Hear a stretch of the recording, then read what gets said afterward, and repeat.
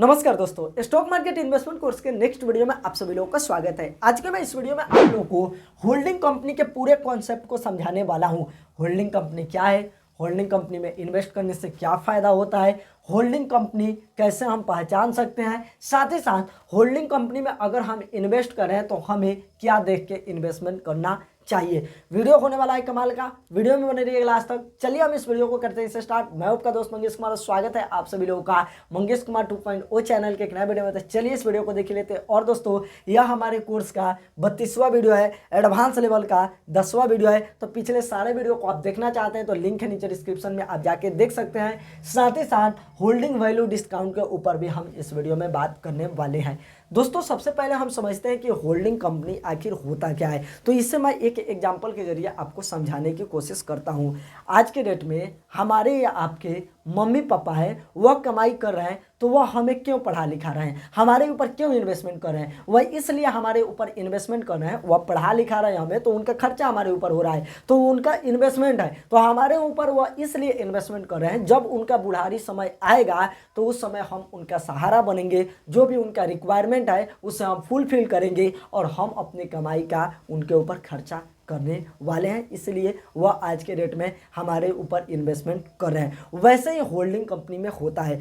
Holding company दो प्रकार की होती है। सबसे पहले कि वह कोई भी बिजनेस नहीं करती है, कोई भी बिजनेस नहीं करती है, वह किसी और कंपनी के शेयर को होल्ड करती है। जैसे कि हम लोग शेयर खरीदते हैं ना, वैसे ही वो किसी और कंपनी के शेयर को खरीद के अपने पास रखती है, यानी कि होल्ड करती है। तो जो सिंगल कंपनी होती है, वह कोई भी अपना बिजनेस नहीं करे, सिर्फ शेयर को खरीद के अपने पास रख रही है, तो उसको भी हम होल्डिंग कंपनी ही बोलते हैं।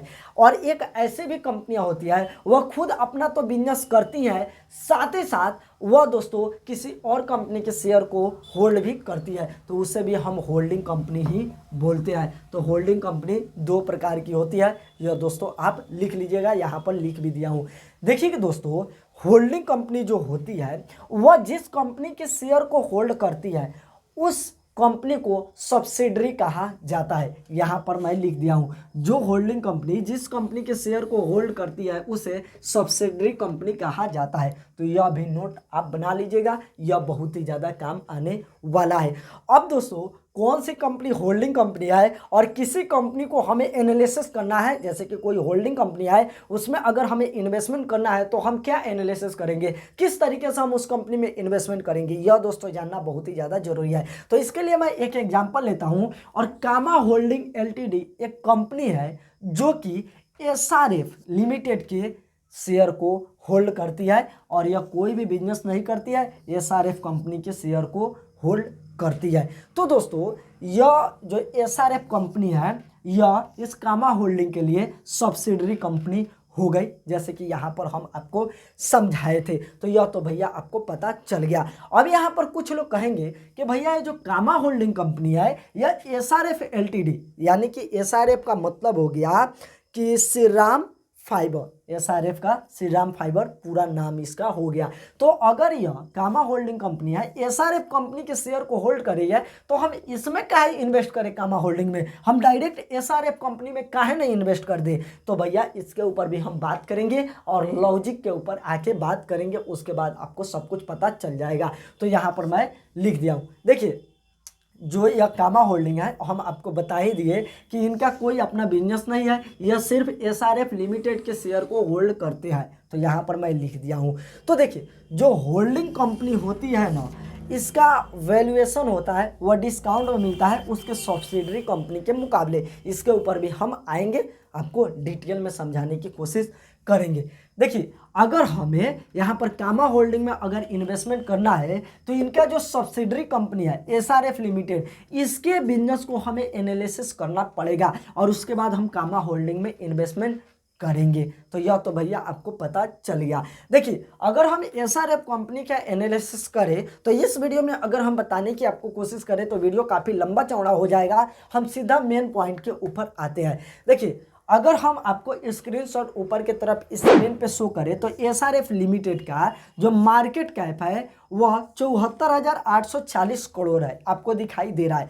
वहीं अगर हम कामा होल्डिंग की बात करें, तो इनका जो यहाँ पर मार्केट कैप है वह 8,048 करोड़ का है। और दोस्तों मैं आपको यहाँ पर बताने की कोशिश करूँ कि एसआरएफ लिमिटेड है, इसके 50% शेयर को यहाँ पर कामा होल्डिंग अपने अंदर होल्ड करती है। यानी कि एसआरएफ लिमिटेड है ना, इसके 50% जो कि शेयर को कामा होल्डिंग होल्ड करती है। तो इसके मुकाबले जैसे कि 74,840 करोड़ है, तो इसका 50% हम निकालेंगे तो करीब करीब हमारा 36 दूना 72, तो 33.5 करोड़ के करीब करीब हमारा आएगा। लेकिन इसका अगर हम मार्केट कैप की बात करें कामा होल्डिंग की, तो 8,048 करोड़ का है। तो इतना ज़्यादा अंतर क्यों है भाई? इतना ज़्यादा अंतर इसलिए है क्योंकि यहाँ पर जो यह कामा होल्डिंग कंपनी है या कोई भी होल्डिंग कंपनी होती है, वह एक साथ चाहे तो जिस कंपनी में वो अपना इन्वेस्टमेंट करके रखी है, उस कंपनी के शेयर को होल्ड कर रही है,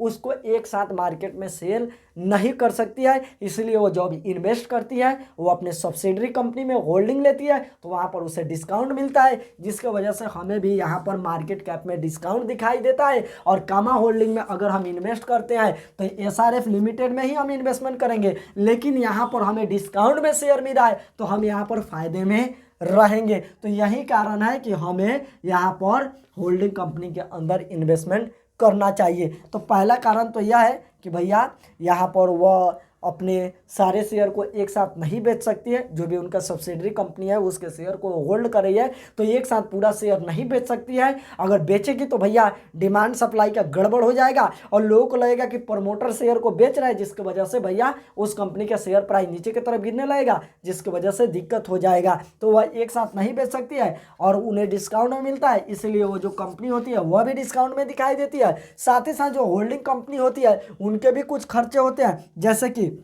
वह जो भी लोग उस कंपनी में काम कर रहे हैं उनको भी यहाँ पर सैलरी देना पड़ता है। उसके बाद यहाँ पर एडमिन जो बनाते हैं उसका भी एक्सपेंस उनका रहता है, साथ ही साथ लिस्टिंग फीस भी उनका रहता है और एनुअल मीटिंग जो कि एक्सपेंसेस भी उनका रहता है, और भी बहुत सारे खर्चा होता है, जिसकी वजह से यहाँ पर जो होल्डिंग कंपनी होती है वो हमें डिस्काउंट में देखने के लिए मिलती है। तो यहाँ पर हम आपको बता दिए। देखिए सिंपल सा फंडा मतलब मानिए कि जैसे कि उसका जो मेन कंपनी है, जैसे कि एसआरएफ लिमिटेड है और इसमें कामा होल्डिंग का होल्डिंग है, तो इसका मार्केट कैप आप देखिए और देखिए कि इसके मार्केट कैप से इसका मार्केट कैप हमें डिस्काउंट में मिल रहा है ना। अगर वह 50% से ज़्यादा डिस्काउंट पे आपको देखने के लिए मिल रहा है और एसआरएफ लिमिटेड का जैसे कि एग्जांपल के लिए बताए तो सब्सिडरी जो कंपनी है उस कंपनी के बिजनेस को आप एनालिसिस कीजिए, अगर सही बिजनेस उसका चल रहा है और आगे भी आपको लगता है कि ग्रो करेगा बिजनेस, तो भैया नो डाउट उस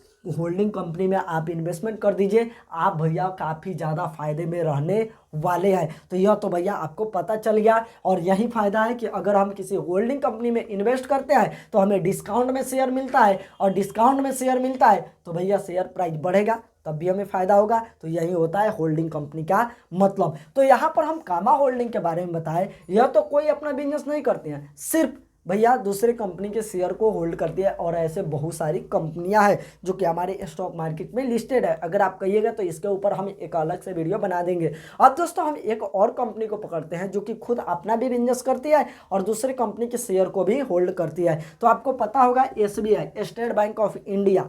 तो SBI जो बैंक है ना, वह अपना बिजनेस तो करती है, साथ ही साथ और भी कंपनी के शेयर को होल्ड करती है। अगर हम बात करें कंपनी में तो यहाँ पर SBI कार्ड एंड पेमेंट्स वाला है, तो SBI कार्ड एंड पेमेंट्स में SBI का जो होल्डिंग है वह 69.2% का होल्डिंग है, करीब करीब 70% का। वैसे ही SBI लाइफ इंश्योरेंस में 55.4% का, वैसे ही SBI AMC में 65% का, SBI जनरल इंश्योरेंस में 70% का, वैसे ही भैया SBI कैपिटल मार्केट में 100% का इनका होल्डिंग है, और यस बैंक में इनका होल्डिंग 26.14% का है।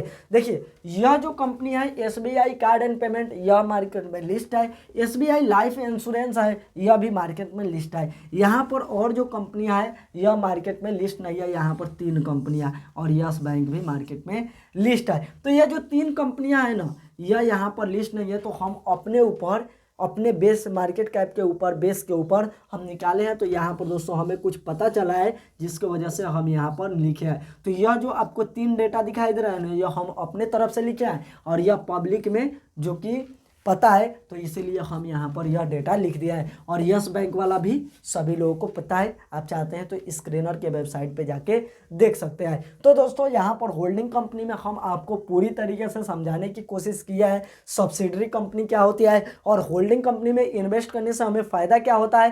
फ़ायदा यही होता है कि भैया डिस्काउंट में हमें शेयर मिलता है, जिसकी वजह से हम होल्डिंग कंपनी में इन्वेस्टमेंट करते हैं। और भी बहुत सारी कंपनियां हो गई होल्डिंग कंपनी के ऊपर हम बात करें तो यहाँ पर भैया आईटीसी, रिलायंस इंडस्ट्री, उसके बाद टाटा इन्वेस्टमेंट कॉरपोरेशन, यह सब होल्डिंग कंपनी है। और दोस्तों काफ़ी अच्छा बिजनेस हमें देखने के लिए मिला है, तो अगर आप चाहते हैं तो इन कंपनियों के अंदर इन्वेस्टमेंट अपना कर सकते हैं। हाल फिलहाल इस वीडियो में इतना ही था। वीडियो कैसा लगा कमेंट करके बताइएगा। चलिए अगले वीडियो मिलता है, तब तक के लिए दोस्तों आप सभी लोगों से मैं विदाई लेना चाहता हूँ। Bye bye.